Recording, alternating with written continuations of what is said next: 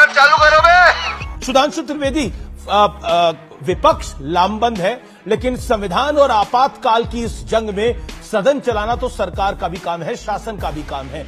क्या आपको लगता है कि जिस तरह से आज अखिलेश यादव, राहुल गांधी, पप्पू यादव भी बैठे हैं, पप्पू यादव ने भी बोला कि क्या बात हो रही है, 50 साल पुरानी बात क्यों हो रही है। अभी प्रियंका जी भी मेंबर ऑफ पार्लियामेंट है राज्यसभा की, आप भी उस सदन के मेंबर हैं, सेकंड टाइम मेंबर हैं आप। तो प्रश्न ये है कि 50 साल पुरानी बात को याद दिलाना आवश्यक क्यों था आज? कारण बताइए। Good question, you are a good question. बताता हूं, बड़ा विचित्र तर्क है। तो 15 अगस्त 47 क्यों मनाते हैं 15 अगस्त? भाई ये हो गया जो होना था 77 साल पहले। अंग्रेजों ने ऐसा किया था, वैसा किया था, क्या कहने की जरूरत? मेरे विचार से ये हास्यास्पद तर्क। अबे साले। और मैं पूछना चाहता हूं, अगर यही मुद्दे थे जो प्रियंका जी कह रहे हैं, तो इन मुद्दों के बारे में चर्चा करनी चाहिए थी विपक्ष। ये संविधान की किताब क्यों लेके आए? संविधान तो 26 नवंबर 1949 को बन गया था, साइन हो गया था। 26 जनवरी 1950 को लागू हो गया था। तो फिर क्यों लेके आए? मुद्दा आप लेके आते हैं 75 साल पुराना। और जब संविधान की वास्तविक हत्या हुई यह बताया जाता है, तो वो सच आप बताने के बारे में कहते हैं कि साहब इसको बताने की क्यों आवश्यकता है? तुम गजब टोपीबाज आदमी हो। इसलिए बताने की आवश्यकता है कि जैसे प्रियंका जी की पार्टी को अपने नाम के आगे बाला साहब ठाकरे जी का नाम लगाने की जरूरत पड़ती है, यद्यपि वो आज हमारे बीच में नहीं है। जी, मैं आपको इंटरप्ट कर रहा हूं, लेकिन विपक्ष कह रहा है कि अभी भी एजेंसियों का दुरुपयोग हो रहा है। अभी भी प्रियंका जी ने बोला, ये बात राहुल गांधी भी पहले कह चुके हैं, कई नेता कह चुके हैं, I don't want to name them, कई नेता कह चुके हैं। क्या आपको लगता है कि आप भी कुछ चीजें बुलडोज करते हैं? जो विपक्ष का आरोप है वो आपको भी अपना जो जैसा विपक्ष कह रहा है पॉलिटिकल एटीट्यूड वो छोड़ना पड़ेगा, बुलडोज वाला। हाँ, वो बात सही है।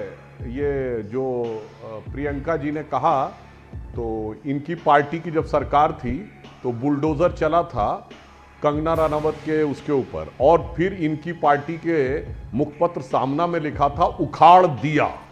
मतलब अब कोई किंतु परंतु नहीं रह गया था कि वो पॉलिटिकल निर्णय था, एडमिनिस्ट्रेटिव नहीं था।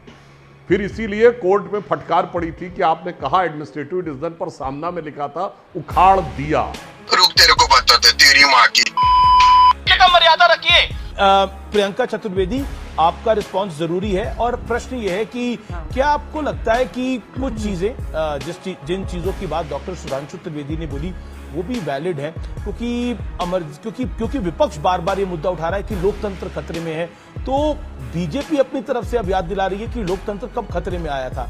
तो ये तो पॉलिटिकल गेम है, लेकिन आपसे भी मेरा प्रश्न वही है जो डॉक्टर त्रिवेदी से था कि इमरजेंसी और लोक संविधान की इस लड़ाई में क्या सदन चल पाएगा? चल गया, अभी मजा आएगा ना भिड़ो। चलिए शुरू करते हैं। मैं फिर से आपको क्यों आप बार बार इतिहास में जा रहे हैं? मैंने आपको बता दिया 50 साल पहले जब इमरजेंसी लागू हुई थी देश में, इंदिरा गांधी जी को उसी प्रजातंत्र ने उनको हराया था। बात तो सही है। उनके अगर कुछ एक्सेसेस हुए थे उनको हराया था।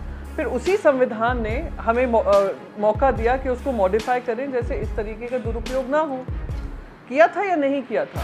ये बार बार इतिहास में जा जाकर ये क्या बोल रहे हैं? बाला साहेब ठाकरे जी का लेगेसी पे नाम हमारे लगाने की जरूरत नहीं थी।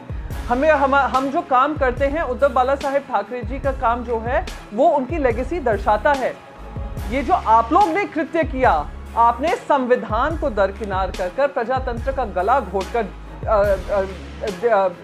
बीच सवेरे आपने जिस तरीके से महाराष्ट्र में सरकार बनाई, वो सुप्रीम कोर्ट ने भी आपको उसके लिए फटकारा है।